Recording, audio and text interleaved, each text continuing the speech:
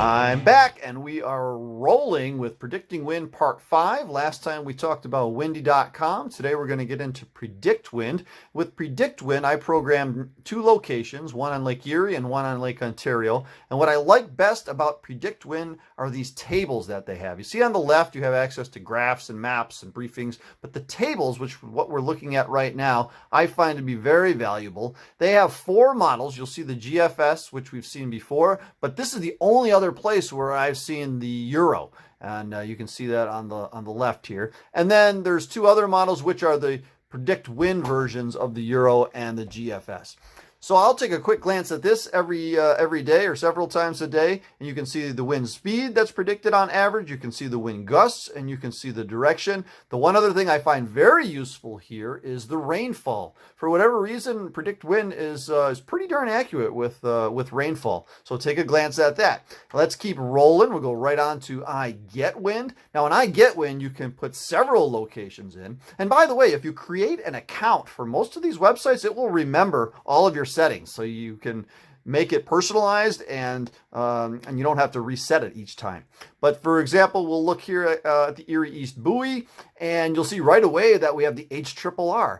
And you'll see if you look at it that here the HRRR goes out for 30 hours in advance, where on other websites we've seen it only goes out 12 hours in advance. You also have the HRW, which is high resolution wind. I found this to be very, very helpful. And you also have the icon, which I have not found on very many other websites. So those are some really neat features that you can use. Extra models that you can compare with models that we talked about previously. Let's keep rolling. We're going to roll right into the National Weather Service hourly weather graph. And as the name implies, this is useful because it goes by each hour of the day on a very easy to look at graph. The first section, this top section, you'll see you have temperature and dew point.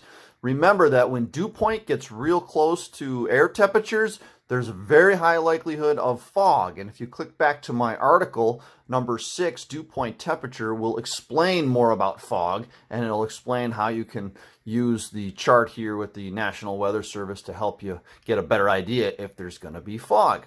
You'll also have the air temperatures, and I have 3 locations when I use these hourly graphs. This is Buffalo, New York. The next one is Tonawanda, New York, where I live, which is away from the water. And the next is Lake Ontario, which is in the Olcott area. The reason this is important because if you look at temperatures away from the lake and compare that to the temperatures of the water temperature, you can get an idea if there's going to be bubbling or not. And you can also find that in my article number 2 regarding temperatures. So take a close look at that.